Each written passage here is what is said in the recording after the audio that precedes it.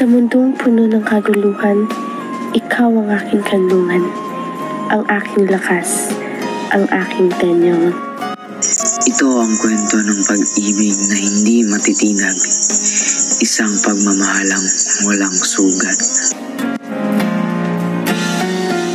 Julia, babalik ako.